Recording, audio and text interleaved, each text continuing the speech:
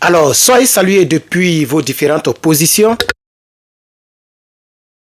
Bienvenue sur notre plateforme d'information quotidienne. Le robinet est coupé du côté de l'Europe concernant donc le gaz, la livraison du gaz russe. En plein hiver, oui, il commence à faire froid un peu partout. Et bizarrement, c'est là que le président ukrainien Zelensky Volodymyr a décidé de couper le robinet sur ces pays alliés de l'Europe.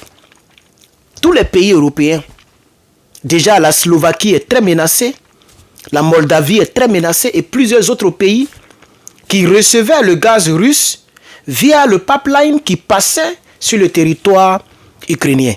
Je pense que normalement, selon les organisations internationales, la guerre et toutes les guerres ont des principes. On ne mélange pas les guerres à des choses humanitaires. Ça, c'est ce que les gens ont toujours dit. Alors, c'est ce qui se passe ici. Volodymyr Zelensky se sert de son territoire pour pouvoir, soi-disant, punir et donc, je vais dire, la Russie en empêchant à ce que le gaz russe puisse transiter, vers son territoire. Donc, ça s'est passé depuis le mercredi. Excusez-moi pour tous mes collaborateurs dans mes 2-3 précédentes vidéos où j'ai mis ici mercredi 2 janvier. En réalité, aujourd'hui est le jeudi. Je me suis complètement trompé. Aujourd'hui est jeudi, mais le 2 janvier, c'est juste. Aujourd'hui est le 2, mais aujourd'hui est jeudi. Voilà. Donc, c'est hier, mercredi matin, lorsque le contrat a expiré, parce que normalement le contrat a été signé entre les deux parties en 2019 et ça devait expirer donc 5 ans plus tard, je crois bien. Donc étant en 2025, le contrat est arrivé à terme, donc nous sommes en 2025. De 2019 en 2024, c'est-à-dire 31 décembre 2024, il n'y a plus de contrat.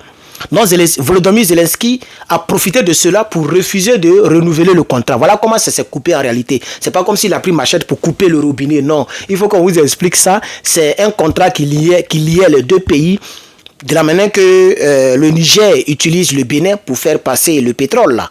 On est d'accord? C'est la même chose. Donc le contrat est arrivé à sa date d'expiration. Volodymyr Zelensky refuse donc de renouveler le contrat. Par conséquent, le robinet est ainsi coupé. Et plusieurs pays européens sont vraiment menacés, principalement les pays qui sont dans l'est de l'Europe. Par exemple, la Slovaquie, comme je l'ai dit, la Moldavie, voilà. Quand vous prenez la carte de l'Europe, vous allez voir tous ces pays qui sont là-bas sont directement menacés parce que le pipeline qui traversait l'Ukraine livrait tous ces pays-là. Vous voyez? Alors, on va lire ici, ouvrez les guillemets. Nous avons arrêté le transit du gaz russe. C'est un événement historique. La Russie va perdre ainsi plusieurs marchés. Elle va subir des pertes énormes financières. Fermez les guillemets. Et ça, qui a parlé, c'est le ministre ukrainien chargé de l'énergie. Il s'appelle German, comme Herman. German Galushchenko. C'est un peu difficile. Galushchenko. C'est lui qui a donc déclaré cela et le communiqué a été publié sur donc les plateformes ukrainiennes. Voilà, donc aucune livraison n'est plus permis et prévue dès hier. Depuis hier, il n'y a plus de livraison du gaz russe du côté donc de l'Europe de l'Est. Vous voyez? Et ils disent, c'est-à-dire les Ukrainiens disent que les autorités ukrainiennes ont pris cette décision, notamment le ministère de l'énergie, pour pouvoir punir la Russie qui, selon elles, ces autorités-là, la Russie va perdre des marchés. C'est vrai, la Russie perdra des marchés. Mais que deviendra-t-il ces pays-là qui sont quand même des partenaires, puisqu'on sait que toute l'Europe soutient d'une manière ou d'une autre Volodymyr Zelensky. Donc pourquoi vouloir punir ses propres partenaires dans le but de pouvoir se venger ou bien de pouvoir faire perdre des marchés à un pays comme la Russie? Vous savez très bien que la Russie n'a pas vraiment va perdre des contrats, mais ça ne veut pas dire que c'est la fin du monde, puisqu'il y a plusieurs pays qui continuent donc de prendre le gaz russe. Il y en a plusieurs pays. C'est de ça qu'il s'agit. Donc, le fait d'arrêter, le fait de ne pas renouveler le contrat, ça fait perdre de l'argent à la Russie, mais ça n'empêchera pas la Russie de continuer la guerre. Il faut que Volodymyr le comprenne. Voilà. Donc, le premier ministre de la Slovaquie, il s'appelle Robert Fico. Robert Fico,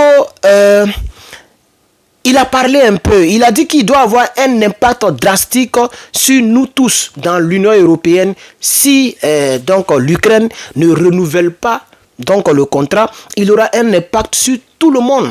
Vous voyez? Non, le premier ministre a vraiment, je vais dire, il a étalé donc ses inquiétudes.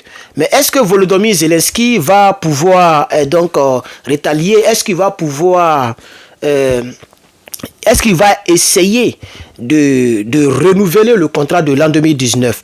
C'est un peu ça. Moi, je pense que personnellement, je pense qu'il est toujours dit que la guerre ou les crises diplomatiques ou tout ce qui s'ensuit n'ont rien à voir avec les actions humanitaires, avec les contrats commerciaux, avec les contrats commerciaux.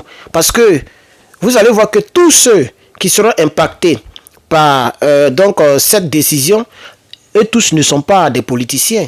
Eux tous ne font pas la politique, ne font pas la guerre. Il y a des enfants. Un gros pays comme la Slovaquie, comme la Moldavie, ça ce sont des pays, vraiment, c'est plusieurs personnes qui vont dormir dans le froid. Et nous sommes en plein hiver actuellement en Europe. Vous voyez? Donc, je pense qu'il est important de ne pas tout mélanger. Il paraît que c'est 14 milliards de mètres cubes par an, selon les chiffres officiels. 14 milliards de mètres cubes par an. Voilà, voici un peu tout ce que je dis Vladimir Poutine va perdre selon les autorités ukrainiennes. Donc, couper le robinet, couper la livraison russe à l'Europe via l'Ukraine, c'est un arrêt qui concerne plusieurs pays, c'est vrai, mais qu'est-ce que ça va apporter à l'Ukraine en tant que telle? C'est de ça qu'il s'agit. Est-ce que ça ne va pas remonter, ces pays-là ne seront pas remontés contre l'Ukraine? Parce que pour moi, en tout cas moi personnellement, ça n'a pas de sens.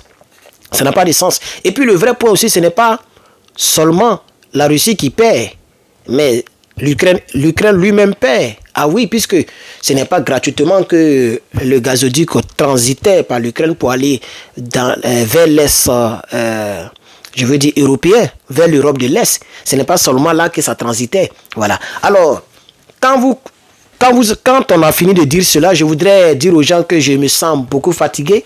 C'est pourquoi vous avez vu que je n'ai pas fait de direct. Et j'attends surtout à ce que la cagnotte finisse.